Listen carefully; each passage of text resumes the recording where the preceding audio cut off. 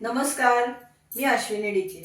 आज अश्विनी स्वादिष्ट किचन मध्ये आपण एक आजीची आठवण म्हणजे 100 वर्ष जुना असलेला कोकणातील पारंपरिक पदार्थ म्हणजे काकडीचं किंवा तवसाचे घारगे कसे करायचे ते बघणार आहोत। कोकणात काकडीला तवसं म्हणतात, हिरवी काकडी असते, आपण इकडे त्याला मावळी काकडी असं पण म्हणतो। करायला सोपा आहे आणि अगदी चविष्ट पदार्थ आहे, पोटभरीचा पदार्थ आहे। पटकन साहित्य बघून घ्या, लगेच कृती करूया। आज आपण काकडीचे घारगे बनवतोय।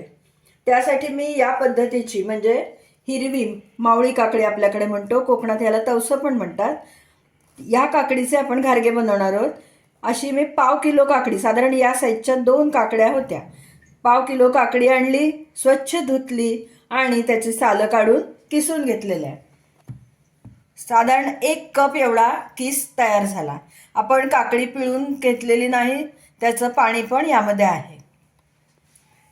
आता घारगे करायचे त्यासाठी काय काय तर इथे अर्धा कप गव्हाचं पीठ आहे, 1 कप तांदूळाचं पीठ, अर्धा कप चिरलेला गूळ आहे, 2 टेबलस्पून एवढा बारीक रवा घेतलेला आहे, मीठ थोडंसं घालायचं, आपण जसं पुरीमध्ये कणकीमध्ये चवीसाठी घालतो तितपतच मीठ घालायचं, पाव टीस्पून वेलदोडा पूड घेतलेली आहे आणि अगदी पाव टीस्पून किंवा 2 चिमूट म्हणा हळद घेतलेली आहे। एवढ्याच साहित्यामध्ये आपला आजचा हा पदार्थ बनणार आहे। याशिवाय पदार्थ अजून छान खुसखुशीत होण्यासाठी आपण 1 टेबलस्पून एवढं साजूक तूप यामध्ये वापरणार आहोत। 1 टेबलस्पून एवढं आपण साजूक तूप घालतोय। आता त्यामध्येच आपण हा किसलेला काकडीचा किस पाण्यासकट घातलाय, पाणी आपण पिळून काढलेलं नाहीये।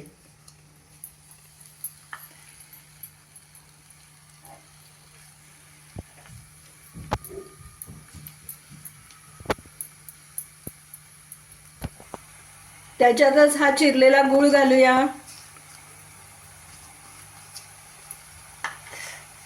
आणि हे थोडंसं मीठ,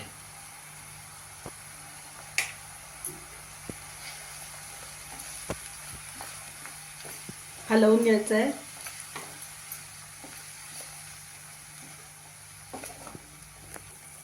छान उकळायला लागलंय मिश्रण, 1-2-3 मिनिटच आपण ते तसंच ठेवणार आहोत। बारीक गॅस करते आता आणि झाकण ठेवणार आहे।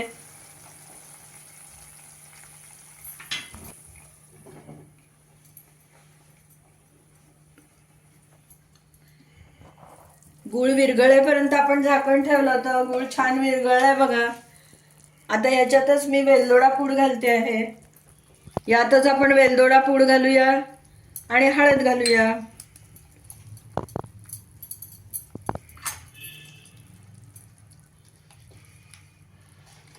कोणी कोणी यावेळेस यामध्ये खसखस पण घालतात, तुम्हाला घालायची असेल तर 1 टेबलस्पून खसखस तुम्ही यामध्ये घालू शकता। आपण आज इथे खसखसीचा वापर केलेला नाहीये। रवा घालते आता त्याच्यात आणि गॅस बंद करणार आहे। आपल्याला तांदूळ पिठी आणि गव्हाचं पीठ घालून गोळा मळून घ्यायचा आहे।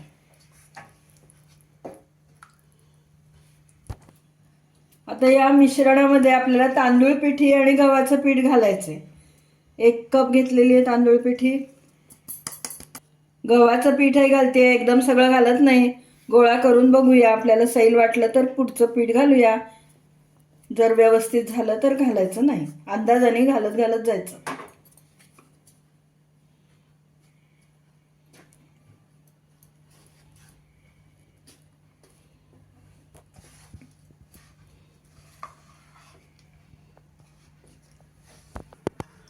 आपलं हे सगळं एकत्र झालंय, पण छान मळलं गेलं नाहीये कारण ते पीठ गरम आहे। थोडंसं कोंबट झालं, गार झालं की हाताला तेल लावून आपण त्याचा गोळा छान मळून घेऊया। कोंबट झालंय, आपल्याला छान मळता येणार आहे।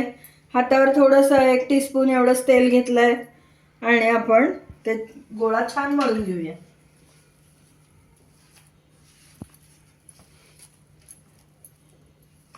मस्त वास सुटलाय, रंगही सुंदर आलाय।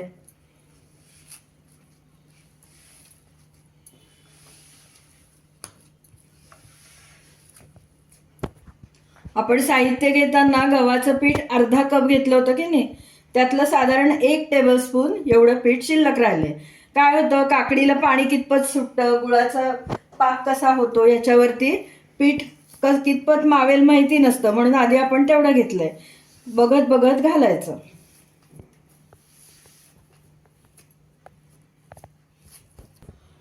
आपला गोळा छान मळून झालेला आहे. झाकून ठेवूया 1-5 मिनिटं आणि तोपर्यंत कढईत तेल गरम करायला ठेवूया. आपला गोळा बघा छान झालेला आहे. आता प्लॅस्टिक कागदावरती आपल्याला घारगा थापून घ्यायचा आहे. तर पहिल्यांदा थोडंसं तेल लावूया खाली कागदाला. याच्यातला थोडासा पोर्शन काढून घ्यायचा. आपल्याला ज्या आकारात घारगा बनवायचा आहे त्या आकारात, मध्यम आकाराचाच करणार आहे, खूप मोठा करत नाहीये, बघू शकता.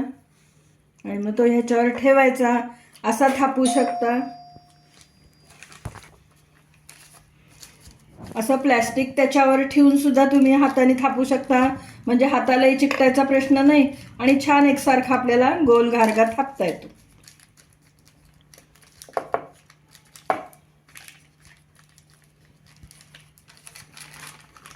कागद उलगडायचा.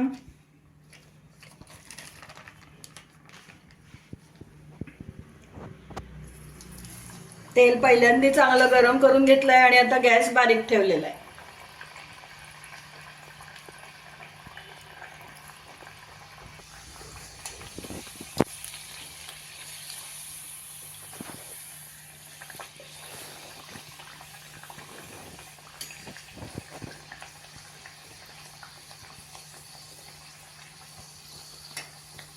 मस्त फुगलाय, बघू शकता.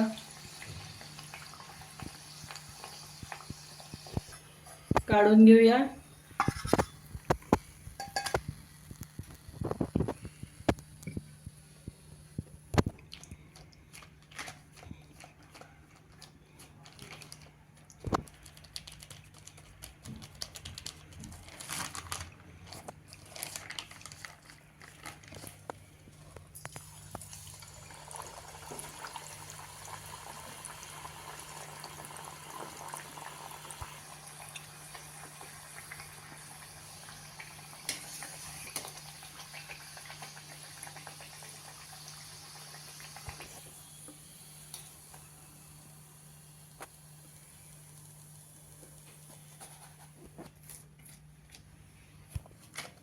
आता याच पद्धतीने आपण पुढचे सगळे घारगे करून घेऊया.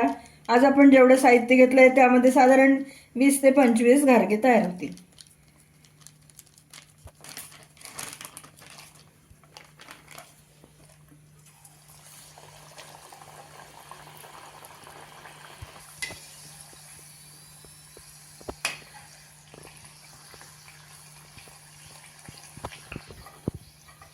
खूप मोठा गॅस ठेवून तळायचं नाही, नाहीतर फक्त वरतून लाल होऊन येईल घारगा आणि आतमध्ये कच्चा राहील.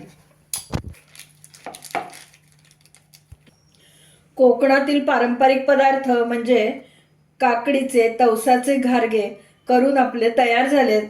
काय सुंदर दिसतायत. दिसायला सुंदर, तितकेच चवीलाही अप्रतिम. पौष्टिक आणि पोटभरीचा असा हा पदार्थ आहे. त्यामुळे मुलांना टिफिनमध्ये द्यायला, मधल्या वेळेस खायला अतिशय उपयुक्त. आपण आता सर्विंग डिश तयार करूया. काय सुंदर दिसत आहेत आपले घारगे.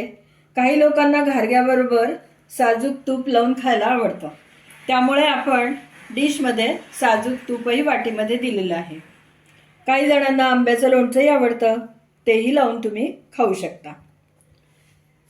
तुम्ही या पद्धतीने काकडीचे घारगे करून पहा आणि मला नक्की कमेंट द्या. तुम्हाला जर माझा आजचा हा व्हिडिओ आवडला असला, ही रेसिपी आवडली असली, तर पटकन पहिल्यांदा व्हिडिओला लाईक करा, जास्तीत जास्त लोकांमध्ये लिंक शेअर करा आणि अजूनपर्यंत तुम्ही माझ्या चॅनलला जर सबस्क्राईब केलं नसेल तर सबस्क्राईब पण करा. सबस्क्राईब करताना शेजारचं बेल आयकॉनही दाबायला विसरू नका बरं का. बेल आयकॉन दाबल्यामुळे काय होईल, तुम्हाला मी वेळोवेळी पाठवलेली नोटिफिकेशन्स अगदी लगेच मिळतील. पुन्हा आपण नवीन अशा छानशा टेस्टी स्वादिष्ट रेसिपीसह लवकरच भेटूया. आज आपण जे साहित्य घेतलं त्यामध्ये अगदी बरोबर या साईजचे 20 घारगे तयार झालेत. अर्थातच आपण कोणत्या साईजचा घारगा बनवतो त्यानुसार त्याचा आकडा होईल.